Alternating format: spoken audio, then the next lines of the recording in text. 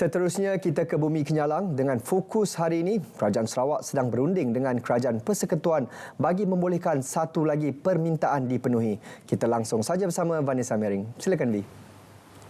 Ya, terima kasih Sahi. Kerajaan Sarawak sedang berunding dengan Kerajaan Persekutuan bagi membolehkan satu lagi permintaan dipenuhi.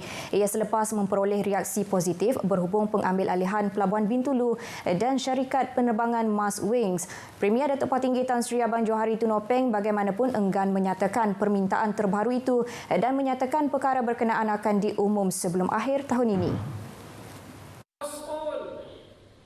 Beliau menyatakan perkara itu kepada pemberita pada Majlis Sambutan Ulang Tahun ke-5 Unit Komunikasi Awam Sarawak, Jabatan Premier Sarawak di Kuching.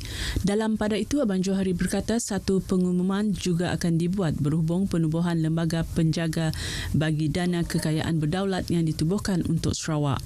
Pada 22 November lepas, Dewan Undangan Negeri Sarawak telah meluluskan rang undang-undang Dana Kekayaan Berdaulat 2022 dengan peruntukan awal sebanyak 8 bilion ringgit daripada kerajaan negeri. Sementara itu, Datuk Patinggi Abang Johari dalam ucapannya berharap pengamal media dapat menyebarkan maklumat berlandaskan fakta yang betul. Katanya ketika ini maklumat sangat mudah ditularkan dan diputar belit. Oleh itu, ia perlu ditangani dengan bijak serta penuh tanggungjawab khususnya oleh pengamal media tempatan.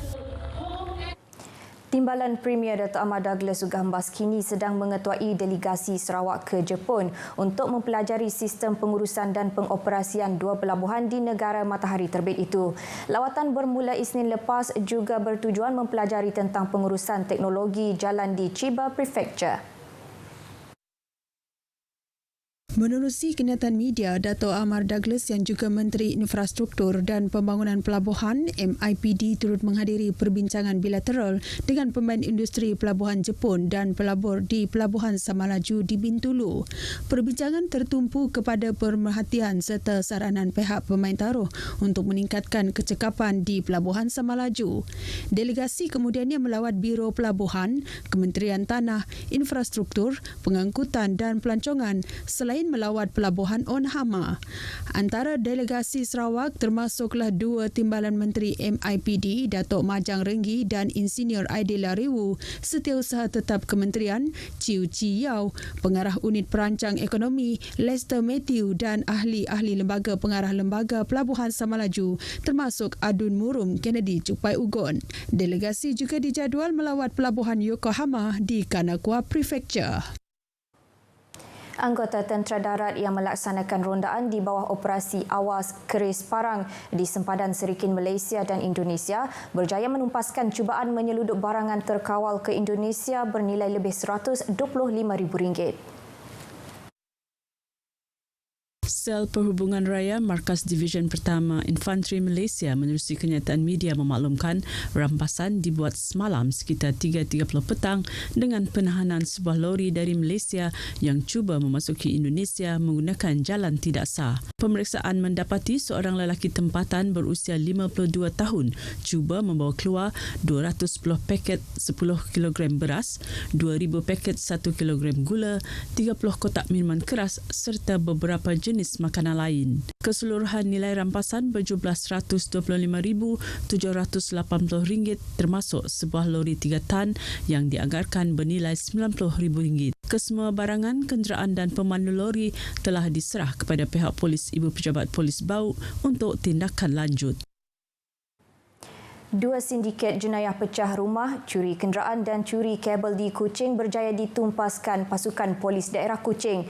Menurut Ketua Polis Daerah Kuching, SCP Ashman Bajah, ia melibatkan tangkapan 25 suspek lelaki termasuk seorang wanita warga negara tempatan dalam lingkungan umur 14 hingga 49 tahun.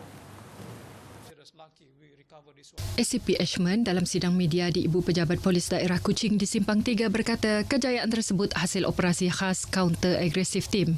Kesemua yang ditahan didapati positif dadah dan mempunyai sekurang-kurangnya 4 sehingga 29 rekod jenayah lampau termasuk penyalahgunaan dadah. Emo diorang ni ringkas saja.